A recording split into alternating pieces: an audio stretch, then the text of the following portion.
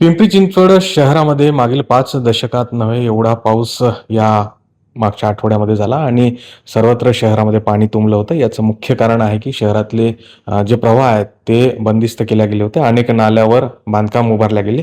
या सगळ्या बांधकामांवर अर्थातच प्रशासन आता कठोर कारवाई करणार आहेत. स्वतः आयुक्त सर आपल्यासोबत आहेत.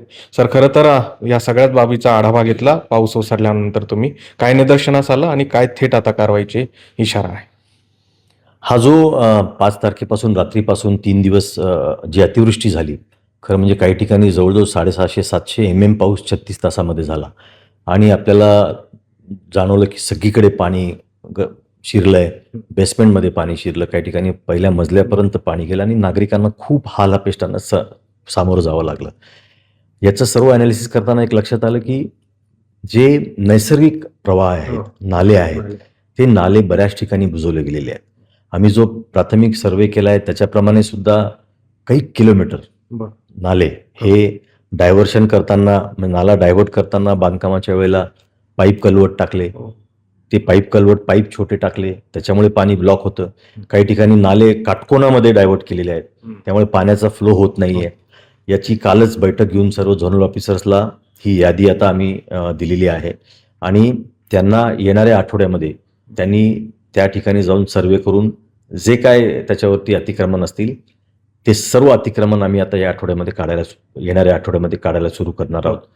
यामध्ये प्रामुख्याने ज्या ठिकाणी खूप पाणी साचलं तिथले जे पाईप कल्वर्ट्स आहेत, साधारणतः शहरामध्ये 350 ठिकाणी आहेत, परंतु प्रायोरिटीने कारण आता येणाऱ्या आठवड्यात परत पावसाचं फोरकास्ट आहे, त्यामुळे अडचण होऊ नये नागरिकांना म्हणून पहिले तिथे प्रथम प्राधान्याने करू. माझी या निमित्ताने नागरिकांना विनंती आहे, व्यावसायिकांना विनंती आहे की आपण जर नाल्यावरती कुठे अतिक्रमण केलेलं असेल, कुठे बांधलेलं असेल तर कृपया आपण स्वतः काढून घ्या. नाहीतर ते महापालिका कोणत्याही परिस्थितीमध्ये अतिक्रमण ठेवणार नाही आणि ते तोडलं जाईल.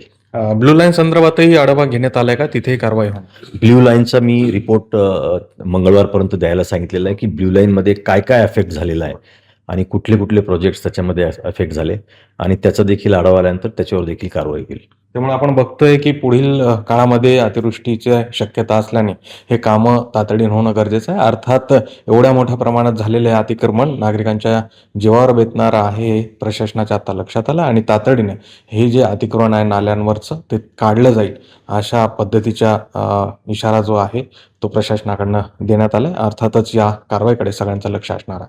प्रतिनिधी सुरज पाटील, गोविंद वाकडे, न्यूज 18 मराठी, पिंपरी चिंचवड.